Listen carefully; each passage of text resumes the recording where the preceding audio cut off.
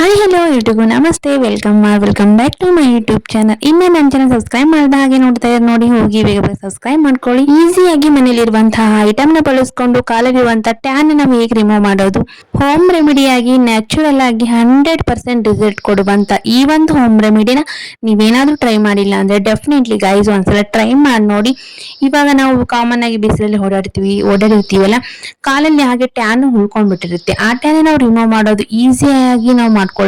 Tan remove ಮಾಡೋದಕ್ಕೆ ಏನೇನೋ ತಗೊಂಡಿದ್ದೀನಿ ಅನ್ನೋದಾದ್ರೆ, ನಾನು ಇವಾಗ ಲಿಂಬೆಹಣ್ಣು ತಗೊಂಡಿದ್ದೀನಿ, ಹಾಗೆ ಸ್ವಲ್ಪ ಶುಗರು, ಟರ್ಮರಿಕ್ ಪೌಡರ್. ಇದನ್ನ ನಾವು ಇದ್ರ ಮೇಲೆ ಹಾಕಿ ಪೂರ್ತಿಯಾಗಿ ಇವಾಗ ನಾವು ಇದನ್ನ ಕಾಲಿಗೆ ಸ್ಕ್ರಬ್ ಮಾಡ್ಕೊಳ್ಳೋಣ. ಇದನ್ನ ಸ್ಕ್ರಬ್ ಮಾಡೋಕ್ಕೂ ಮುಂಚೆ ನಮ್ಮ ಕಾಲನ್ನ ನೀಟಾಗಿ ತೊಳೆದಿರ್ಬೇಕು. ಹಾಗೆ ಯಾವುದೇ ತರ ಹಸಿ ಇರಬಾರ್ದು, ಪೂರ್ತಿಯಾಗಿ ಕ್ಲೀನ್ ಆಗಿ ನಾವು ಟಿಶ್ಯೂ ಇಂದ ಕ್ಲೀನ್ ಆಗಿ ಹೊರಿಸ್ಕೊಳ್ಳೋಣ.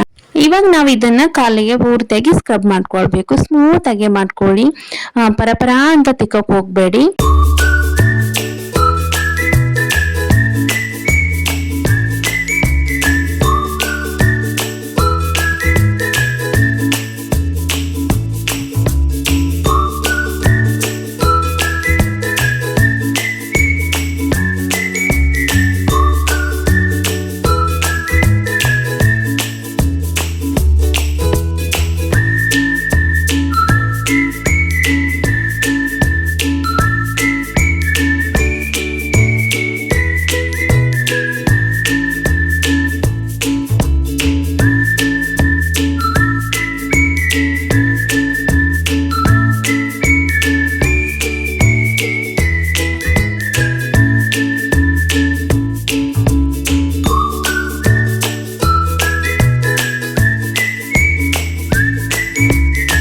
ಈ ತರ ನಾವು ಎರಡು ಕಾಲಿಗೆ ಸ್ಕ್ರಬ್ ಮಾಡ್ಕೊಂಡು ಒಂದು 10 ನಿಮಿಷ ಬಿಟ್ರೆ ಸಾಕು. ಇದನ್ನ ಬಿಟ್ಟು ನಾವು ವಾಮ್ ವಾಟರ್ ಅಲ್ಲಿ ಕ್ಲೀನ್ ಆಗಿ ಇದನ್ನ ತೊಳ್ಕೊಳ್ಳೋಣ.